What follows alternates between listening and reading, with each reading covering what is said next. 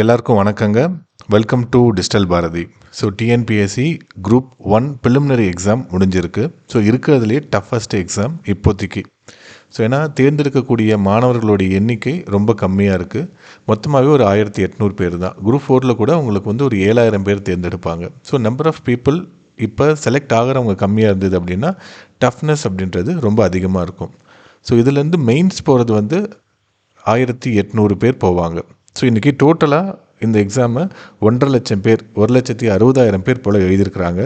அதை எனக்கு எழுதவே வேண்டாம் அப்படின்ட்டு ஓடி வந்தவங்க 80,000 பேர், அதாவது அப்ளை பண்ணிவிட்டு போகாதவங்க. சரிங்களா, அதாவது 3 பேர் அப்ளை பண்ணி 2 பேர் தான் எக்ஸாமில் போய் எழுதியிருக்கிறாங்க. ஒரு பங்கு பேர் வந்து எழுதாமல் வெளியே எழுதவே இல்லை. சரிங்களா, இதில் ஃபுல்லாக போய் படித்து எழுதினவங்க அப்படின்னு பார்த்தீங்கன்னா இந்த 1,60,000 பேரில் 10% பேர் கூட படிச்சுட்டு போய் எழுதியிருக்க மாட்டாங்க. குரூப் 4 வைப்லேயே இங்கேயும் வந்து எழுதியிருப்பாங்க. சரிங்களா, ஸ்கூல் புக் மட்டும் படித்து அதை வந்து நான் எழுதியிருக்கிறேன் அப்படின்னு எழுதியிருப்பாங்க. இன்றைக்கி கேட்ட கேள்வியில் ஒரு 30லேருந்து ஒரு 40% கொஸ்டின் தான் நம்ம ஸ்கூல் புக்கிலேருந்து ரிஃப்ளெக்ட் ஆகிருக்கு. மற்றபடி எல்லாமே வெளியிலேருந்து வந்திருக்கு. ஸோ நான் சில கொஸ்டின்ஸ்லாம் நான் பார்த்தேன். சரிங்களா, நான் ஓவராலாக எல்லா கொஸ்டினையும் பார்க்கல. ஸோ சில கொஸ்டின்ஸ் எல்லாம் பார்த்தேன், நல்ல ஸ்டாண்டர்டாக இருந்தது. என்னென்னா உங்களுக்கு அந்த சப்ஜெக்ட் பற்றியான ஒரு புரிதல் இருந்தது அப்படின்னா நம்ம ஈஸியாக பண்ணிடலாம். நம்ம யூஸ்வலாக எப்படி படிச்சிருப்போம் அப்படின்னா ஒரு கொஸ்டினுக்கான ஒரு ஆன்சர் இருக்கும், அந்த ஆன்சரை நம்ம படிச்சிருப்போம். இது எப்படி இருக்குது அப்படின்னா ஸ்டேட்மெண்ட் டைப் ஆஃப் கொஸ்டின்ஸே பார்த்திங்க அப்படின்னா மல்டிபிள் ஸ்டேட்மெண்ட் இருக்கிறது. கிட்டத்தட்ட 80 கேள்விகள் நிறைய ஸ்டேட்மெண்ட் இருக்கிறது. சரிங்களா, 1 2 3 1 and 2 கரெக்ட், அது மாதிரி இருக்குது. ஸோ அப்போ என்ன ஆகிடும், நம்மளுடைய அந்த ஒரு ஸ்டேட்மெண்ட் படிச்சுட்டு ஒரு ஃபேக்ட் மட்டும் நம்ம தெரிஞ்சிருந்தால் அந்த கொஸ்டினுக்கு நம்ம ஆன்சர் பண்ணிடலாம். இன்ஃபேக்ட் 96 கொஸ்டின் வந்து உங்களுக்கு மல்டிபிள் சாய்ஸ் கொஸ்டினாக தான் இருந்திருக்கு. சரிங்களா, ஆனாலுமே கூட இந்த ஸ்டேட்மெண்ட் டைப் ஆஃப் கொஸ்டின் வந்து ரொம்ப டஃப்பாக இருந்திருக்கு. டஃப்னா உங்களுக்கு இப்போ பார்க்குறதுக்கு ரொம்ப எளிமையாக இருக்கிற மாதிரி இருக்கும். ஆனால் நீங்கள் கீ வந்ததுக்கப்புறம் பார்த்தீங்கன்னா நீங்கள் பயங்கரமாக ஐயோ இதை நம்ம சரியாக பண்ணலையே, தப்பாக பண்ணலையே அப்படின்னு சொல்லுவோம். சரிங்களா, இந்த கொஸ்டினோட ஸ்டாண்டர்ட் அப்படின்ட்டு நான் ஓவராலாக பார்த்தேன். சரிங்களா, ரொம்ப நுணுக்கி பார்க்கல, கொஸ்டின் பை கொஸ்டினாக பார்க்கல. என்னென்னா நான் அடுத்த வீடியோவில் நான் டீட்டெயிலாக போடுறேங்க. சரிங்களா, உங்களுக்கு எப்படி இருந்தது அப்படின்னு நீங்களும் கமெண்ட்ஸில் சொல்லுங்கள். நம்ம ஏற்கனவே ஒரு போல் ஒன்று போட்டிருப்போம். ஸோ அதுக்கும் நிறையா ரெஸ்பான்ஸ் பண்ணியிருக்கீங்க. ஸோ இதை படி பார்க்குறப்ப நம்மளுடைய கொஸ்டினோடைய ஸ்டாண்டர்ட் வந்து ரொம்ப நல்லா இருக்குது. ஸோ எப்பயும் இவங்க கேட்குறத விடவே கொஸ்டினோடைய ஸ்டாண்டர்ட் வந்து ரொம்ப நல்லா சூப்பராக கேட்டிருக்காங்க. லாஸ்ட் டைம் வந்து 144 பேஜஸ் இருந்தது. இந்த டைம் வந்து 120 பேஜஸ் ப்ளஸ் அப்படின்றது இப்போ இந்த டைம் கேட்டிருக்காங்க. சரிங்களா, கொஸ்டின் வந்து ரொம்ப நல்லா சூப்பராக கேட்டிருக்காங்க. இப்போ மதுரை காந்தி பற்றி நம்ம படிச்சிருப்போம். சரிங்களா, தக்ஷிண காந்தி பற்றி படிச்சிருப்போம். வித்யாலயா ஐயா பற்றி நமக்கு எதுவுமே தெரியாது. சரிங்களா, ஸோ தமிழகத்தோடைய நூலகத்தோடைய தந்தை என்னென்னா இந்த இப்போ ஒரு 4 கேள்விக்கான பதிலை ஒரே கேள்வியாகவே இவங்க வச்சுருக்கிறாங்க. ஸோ அப்படின்னு இருக்கிறப்ப நமக்கு வந்து கொஸ்டினோடைய ஆன்சர் வந்து சில விஷயங்கள் கன்ஃபியூஸ் ஆகும். இப்போ இதில் எல்லாருக்குமே தெரியும் மதுரை காந்தி என்எம் சுப்பராயன் அப்படின்னு தெரியும், தக்ஷிண காந்தி அப்படின்றது தெரியும். ஸோ 1 and 2 வந்து கரெக்ட் அப்படின்ட்டு நமக்கு தெரியும். ஆனாலும் வித்யாலயா ஐயா யார் இருப்பாங்க, தமிழக நூலகத்தோடைய இயக்கத்தோடைய தந்தையாக யார் இருப்பாங்க அப்படின்ற ஒரு கன்ஃபியூஷன் இருக்கிறதுனால இந்த கொஸ்டினை வந்து சரி நம்ம இப்போ டிக் பண்ண வேண்டாம், அப்புறம் பண்ணிக்கலாம் அப்படின்ட்டு நம்ம அடுத்தடுத்த கொஸ்டினுக்கு போகிறதுக்கு வாய்ப்புகள் நிறையா இருந்திருக்கு. ஸோ இது மாதிரி என்னென்னா நிறைய ஸ்டேட்மெண்ட் கொடுத்து வர கொஸ்டின்ஸ் எல்லாமே இது மாதிரி வந்து உங்களுக்கு வந்து ஒரு கன்ஃபியூஷனை வந்து ஏற்படுத்தலாம். இப்போ வந்து காலவரிசைப்படி அமைச்சு எழுதுக அப்படின்னு சொல்லியிருக்காங்க. பாரத மாதா சங்கம், சரிங்களா, நீலகண்ட பிரம்மாச்சாரிய ஆரம்பிச்சது, சென்னை மகாஜன சபா, ஹோம் ரூல் இயக்கம், மദ്രാസ് திராவிட சங்கம். ஸோ இதெல்லாம் ரொம்ப ஈஸியாக இருக்கும், எலிமினேட் பண்ணிடலாம், நம்ம ஈஸியாக இதெல்லாம் வந்து கொண்டு வந்துடலாம். மദ്രാസ് மகாஜன சபா 1884, ஹோம் ரூல் இயக்கம் 1916. சரிங்களா, என்ன ஆகிடும், ஹோம் ரூல் இயக்கம் ஃபஸ்ட்டு ஆரம்பித்தாங்களா இல்லை மദ്രാസ് திராவிட சங்கம் ஃபஸ்ட்டு ஆரம்பித்தாங்களா அப்படின்ற ஒரு கன்ஃபியூஷன் வந்துடும். 16 தான் நீதி கட்சி இருந்திருக்கும். சரிங்களா, தென்னிந்திய நல உரிமை சங்கம் இருக்கும். மദ്രാസ് திராவிட சங்கம் அதுக்கு முன்னாடி 1912 ஆரம்பிச்சிருக்கும். ஸோ என்னென்னா எல்லா கொஸ்டின்லேயும் ஏதாவது ஒரு இடத்துல இவங்க வந்து பொடி வச்சுருப்பாங்க. எல்லாத்துலேயுமே சரி எடுக்கிறது எல்லாமே வந்து ஒரு காலேஜில் இருக்கக்கூடிய மிகப்பெரிய ப்ரொஃபஸர்ஸ். சரிங்களா, ஸோ அவங்களுக்கு தெரியாத விஷயங்கள் இல்லை. நம்ம வந்து ஒரு சப்ஜெக்டை மார்க்காக தான் படிச்சுட்டு இருப்போம். அவங்களுக்கு அந்த சப்ஜெக்ட் தான் வாழ்க்கையே. ஃபுல் அண்ட் ஃபுல் அந்த சப்ஜெக்டில் இருக்கக்கூடிய கேள்விகளை எடுக்கிறது தான் அவங்களுக்கு முக்கியமான பணியே. சரிங்களா, ஸோ அப்போ அவங்களுக்கு தெரியும் நம்ம எந்த இடத்துல இதை தப்பு பண்ணுவோம் அப்படின்றது. ஸோ அதுக்கு தகுந்த மாதிரியான கேள்விகளும் சூப்பராக எடுக்கிறாங்க இவங்க. சரிங்களா, இப்போ சைல்டு டெவலப்மெண்ட் இண்டெக்ஸ் இதெல்லாம் வந்து பார்த்திங்கன்னா ரொம்ப ஈஸியான கொஸ்டின். மொத்தமாகவே ஒரு 4 பேஜ் எடுத்திங்கனாவே இந்த கொஸ்டினுக்கான ஆன்சர்லாம் நம்ம ஈஸியாக பண்ணிட முடியும். அப்போ காலவரிசையின்படி அவங்களுடைய வாழ்நாள் என்ன அப்படின்னு கேட்டிருக்காங்க. ராஜாராம் மோகன் ராய் செத்து போவார் 1833 செத்து போவார் இல்லைங்களா. ஸோ ராஜா அக்பருக்கு வந்து ஓய்வூதியம் வழங்குறதுக்காக போவார் அக்பர் 2க்கு.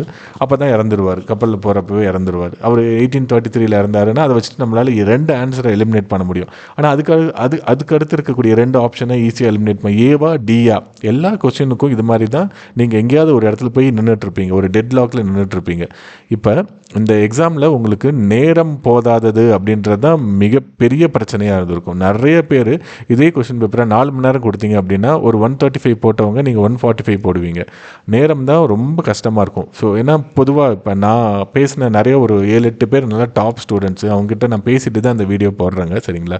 நான் கடந்த 9 தடவை இந்த ப்ரிலிமினரி எக்ஸாம் எழுதி 9 டைம் நான் பாஸ் பண்ணியிருக்கேன். சரிங்களா. ஸோ நான் எப்படி இந்த கொஸ்டினை பார்க்குறேன் அப்படின்னா நல்லா ஸ்டாண்டர்டாக இருந்தது. மேக்ஸ் வந்து ஈஸியாக உங்களால் ஒரு 15 கொஸ்டின் போட முடியும். ஆனால் அந்த 10 கொஸ்டின் உங்களுக்கு போய் மாட்டிக்கிச்சு அப்படின்னா அது உங்களுடைய நேரத்தை அரை மணி நேரம் 3/4 மணி நேரத்தை எடுத்துக்கும். ஸோ மேக்ஸ் தான் வெரி குரூஷியலாக இருந்தது. ஒரு 10 கொஸ்டின் வந்து ரொம்ப டஃப்பாக இருந்தது. டஃப் மீன்ஸ் நேரம் நிறைய எடுத்துக்கும்.